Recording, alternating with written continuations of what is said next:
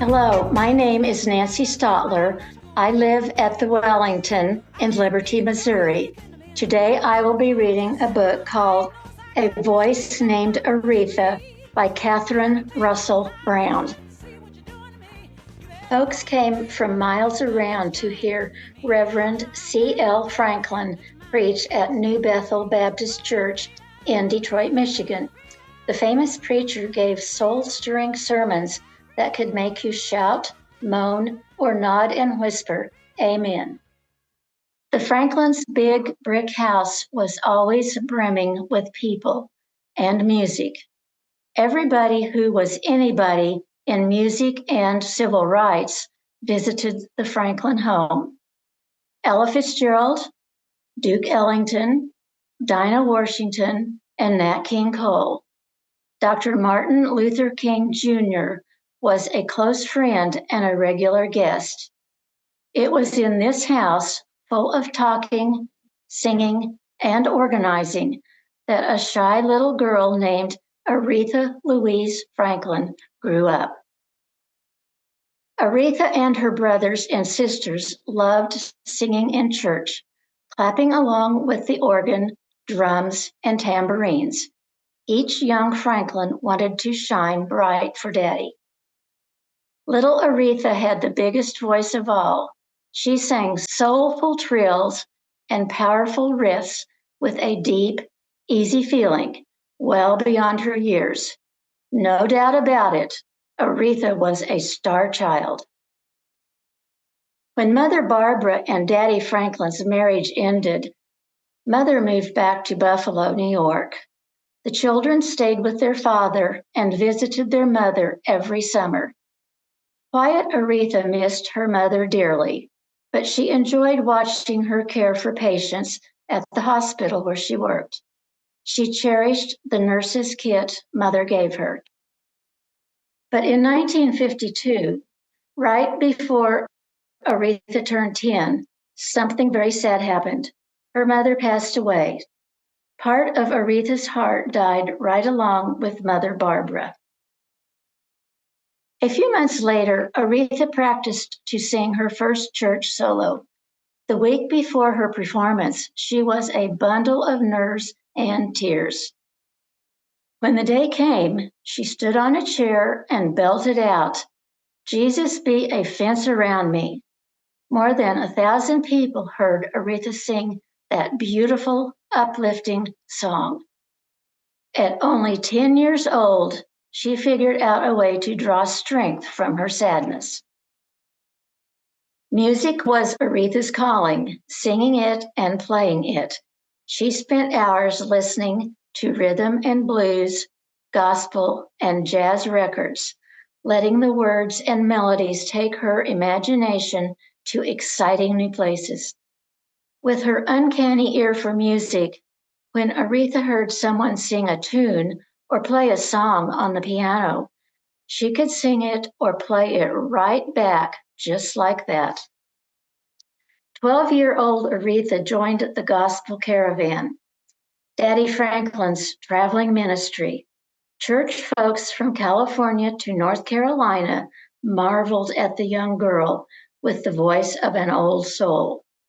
Just like her daddy's preaching, Aretha's singing could move people to jump up, sway, and hum along. By age 18, Aretha was ready to share her talent with the world. She moved to the Big Apple, where she and Daddy Franklin met with Phil Moore, a famous voice coach. After hearing her sing and play the piano, he was an instant fan. I can't take your money, he told Daddy Franklin. He could see that Aretha already had her own musical style. Before long, Aretha had signed a deal with a top record company. Aretha was a songbird ready to fly. The 1960s were a turbulent time. By law, whites and blacks were separated in schools, churches, libraries, swimming pools, even graveyards. People wanted change. They marched in the streets, demanding jobs, racial equality, and an end to the Vietnam War. Aretha paid close attention to the news. She knew that separate meant unequal and refused to perform for whites only audiences. Aretha sang only where people of all races could attend. She stayed true to what she learned as a child, that every person deserves fair treatment. Before she went on tour with her band, Aretha was warned that club owners sometimes tricked singers out of their money. No way was she going to let that happen. She demanded payment in cash before the show, and when she went on stage, she always put her handbag where she could see it. Aretha could put on a show and take care of business. Although the crowds loved her, Aretha's albums flopped.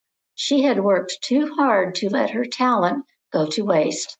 She had to do something big. She got a new band and signed on a new record company, and finally, a smash hit. I Never Loved a Man the Way I Love You sold more than 1 million records. A few months later, her sing-along classic, Respect, was released. Then came the icing on the cake when Aretha was crowned the Queen of Soul. At last, she had found her groove. Aretha wasn't afraid of hard work. Seeing the Queen of Soul perform was an experience to remember, and in 1987, her lifetime of music was celebrated when she was the first woman voted into the Rock and Roll Hall of Fame. In honor of her gospel elders, Mahalia Jackson and Clara Ward, Aretha often wore a fur coat on stage, just like they did. When she strolled out in her floor-length mink, everyone could see that Aretha Franklin had arrived. Aretha kept singing through the sweet spots and rough patches of her life. She learned that hit songs did not always guarantee love or happiness. Some of the men Aretha fell in love with were as good as gold. A few were not so nice. In time, she learned to demand a little respect from everybody. Aretha's music didn't just soothe her pain. It inspired Black people, women, and people of all colors to stand up for justice. Whenever she performed, Aretha left the crowd with a soulful memory. Aretha used her voice as a helping hand.